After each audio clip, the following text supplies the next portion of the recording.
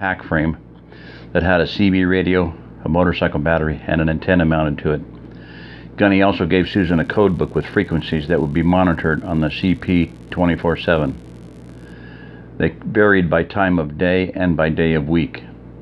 Don Wesley had built a single-side Citizens band radio at Gunny's request, and he estimated it should work easily up to a range of 10 miles.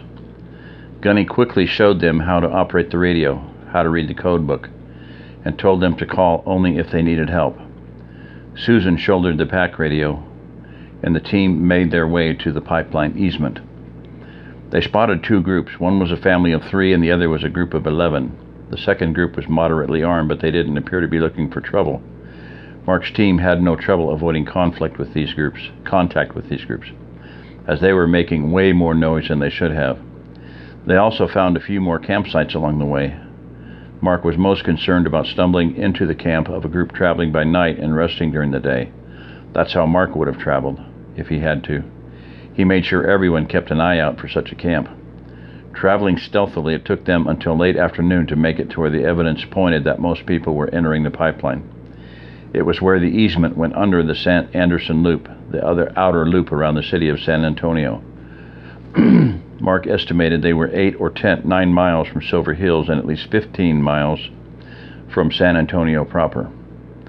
They crossed under the loop and followed the pipeline a few hundred yards, but it was obvious that this section was very lightly traveled. Mark huddled his group together. "What do you all think?" "Looks like this is it," Susan said. She seemed to have cooled off considerably since this morning. "I don't see any reason to go any farther, do you?" "No," Mark answered. "Anybody else?" The others just shook their heads. "It's getting pretty late," Mark continued. "Why don't we get back across the loop and then double time it back home? Not too fast, just a steady jog. It should be safe since we'll be going the same way as everyone else.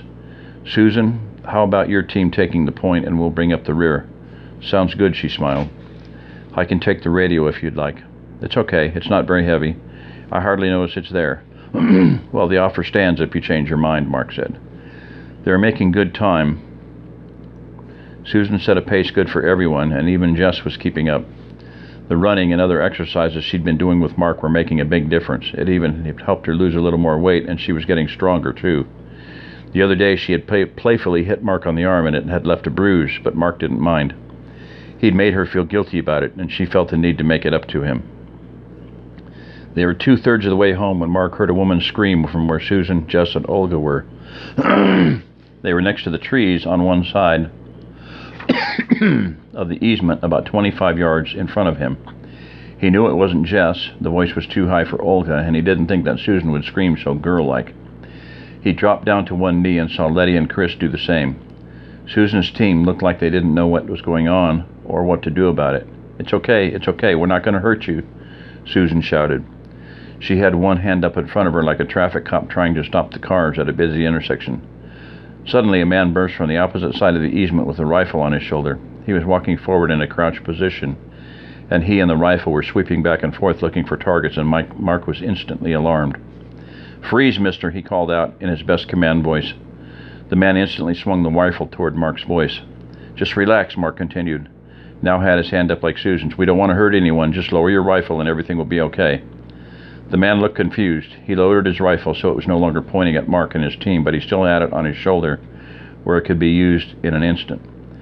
He was looking from Susan's team, who now had their rifles trained on him, to Mark's team and back, when a woman came running out from behind a large bush, pulling on the top of her trousers. "I'm okay, honey. They just startled me," she said as she approached him. He seemed to relax a little, and Mark motioned for his team to drop the muzzles of their weapons. "Sorry about that, mister. We didn't expect to run up on anyone." Mark stood with his rifle held non-threateningly and took a few steps toward the couple. He noticed that the man's rifle was a lever action with an octagonal barrel, and it looked fairly new. Mark switched his FAL into his left hand and reached out to shake the man's hand when he was close enough. The man copied his movements. "Pat," the man said. "Pat Rigsby. This is my wife Gladys." "Mark, this is Susan, Olga, and Jess." They had moved behind Mark. "Over there are Letty and Chris." Mark didn't want to give their last names. He noticed that the rifle was the type used in cowboy action shooting. The man also had a pair of single-action revolvers and a 2-gun rig. "What are y'all doing out here?" he asked the couple. I was trying to pee when you ran up on me and nearly scared me to death, Gladys answered as she blushed. That was pretty obvious, ma'am. I mean, why are you out on the pipeline easement in the middle of nowhere? Mark smiled like he was making small talk. We're trying to get to my uncle's place south of Stockdale. We didn't want to leave our home, but I'm not going to have some camp. I'm not going to some camp where some pointy-headed pencil pusher is going to tell me what to do, so we decided to hump it over to Uncle Fred's. I figured we'd be safer on the pipeline than on the road. Mark had figured as much. He spoke with the man and woman for a few more minutes, and then he and his crew continued on home. Mark wondered if Mike and the others would be using a utility easement to make their way south.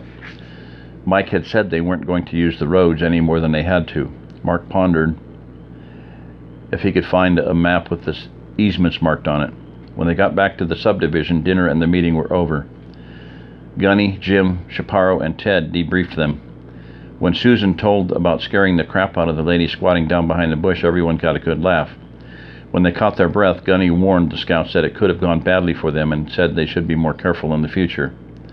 Not really, Gunny, Susan commented. The man only had an old rifle.